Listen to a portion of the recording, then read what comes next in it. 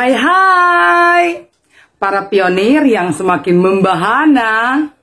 Salam petir, jeder, jeder, jeder. Guys, ternyata P-Network ini semakin fenomenal.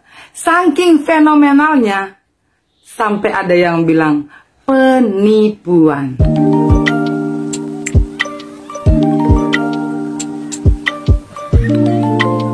Ya baik, hari ini kita akan sama-sama serius. Kita mau belajar menganalisa, membahas untuk P-Network ini. Bagaimana sih sebenarnya? Kan gini, Indonesia kan ada di antara negara-negara yang komunitas pionirnya itu sangat banyak. Ya tentunya belum bisa dibandingkan dengan pionir yang ada di China. Komunitasnya sungguh luar biasa, banyak banget. Kira-kira ya, nih gimana? Seandainya kita berandai-andai dulu. Kan banyak kalangan elit yang bilang P-Network, P-Coin itu adalah kumpulan orang-orang halu. Nah, supaya kita tidak dibilang halu lovers, apa yang harus kita lakukan? Andaikan regulator Indonesia tidak berkenan dengan P-Network ini sebagai alat tukar atau sebagai alat untuk dibarterkan dengan barang-barang atau produk-produk khusus yang ada di Indonesia. Kan ceritanya Indonesia belum mengakui tentang cryptocurrency ini untuk bisa dijadikan alat tukar langsung. Ya tentunya berbeda dengan beberapa negara yang sudah mengakui, bahkan sudah menjadikan cryptocurrency khususnya Bitcoin sebagai salah satu alat tukarnya. Berbeda dengan beberapa negara yang sudah mengakui bahkan sudah memakai cryptocurrency khususnya Bitcoin sebagai salah satu alat tukarnya. Kira-kira begitu. Sampai saat ini yang kita tahu, beli koin di market atau di exchanger, kalau kira-kira koin yang kita beli ini sudah cuan, kita bisa jual lagi. Nah, dari hasil penjualan itu pasti sudah jadi rupiah kan? Atau sudah jadi dolar. Nah, dari situlah kita bisa membelanjakan produk yang kita inginkan. Sedangkan sekarang ini kita sudah masuk kepada fase ke-7 P-Network ini loh. Yang notabene menuju pada fase-fase terakhir. Yang seharusnya P-Coin kita itu sudah bisa cuan atau sudah bisa dicairkan. Ya, bagi teman-teman sahabat yang mungkin punya analisa yang mumpuni untuk membedah, coba silakan kasih analisanya di kolom komentar ya. Jangan sampai gini loh, kan banyak yang pionir-pionir yang memang benar-benar nol, tidak memahami tentang yang namanya P-Coin itu sendiri, tentang seluk-beluk kripto.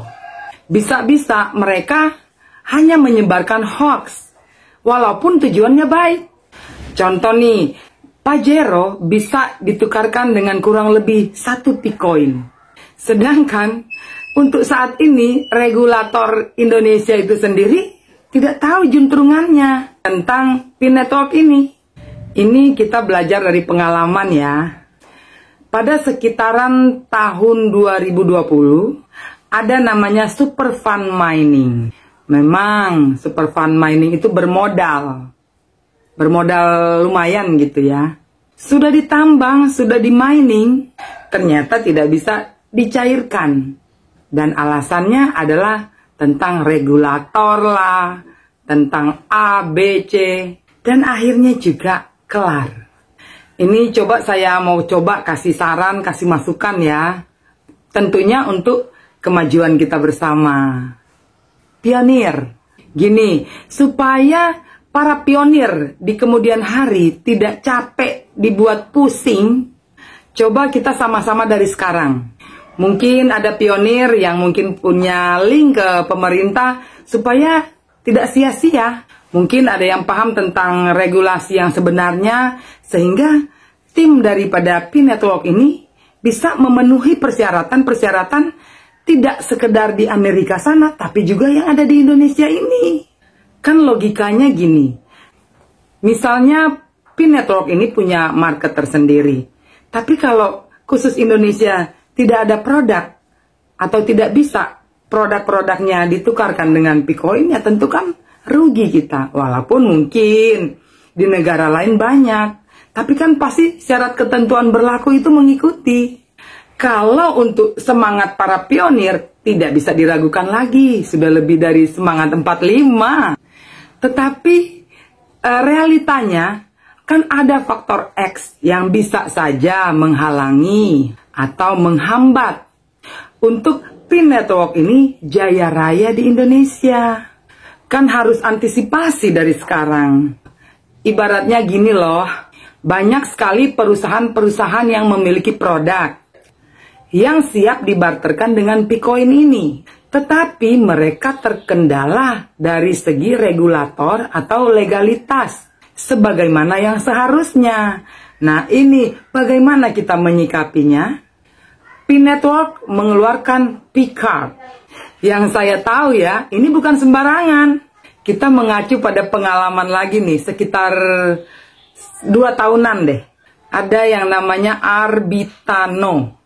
Bahkan Arbitano ini sudah punya sejenis ATM ya, P-Card itu. Seperti itu maksudnya.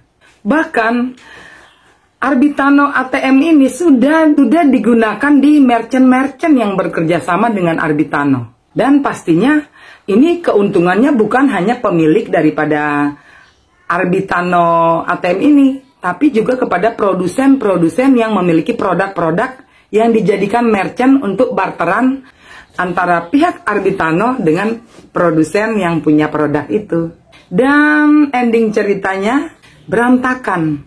Bahkan sampai ada juga yang melapor tentang penipuan Arbitano. Ya pasti banyak pionir yang bilang, ya bedalah, PIN Network ini kan gratis, kita tidak dirugikan.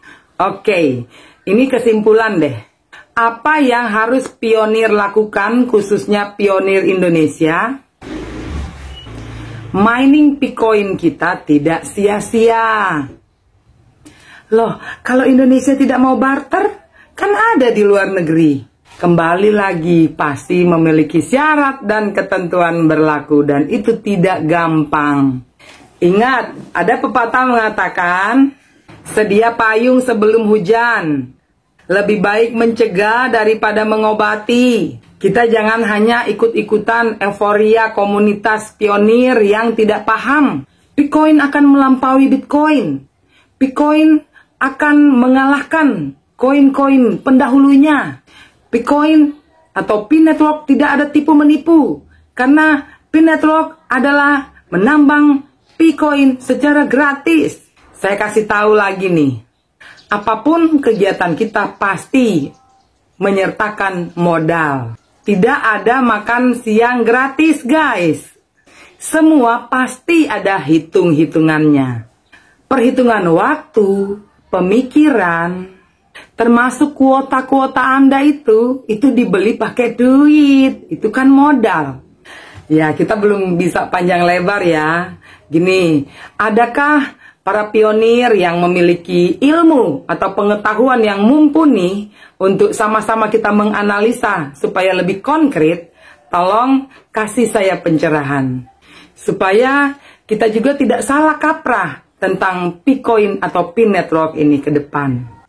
Ya, seperti yang saya bilang, Picoin atau PIN Network ceritanya masih sangat panjang sekali.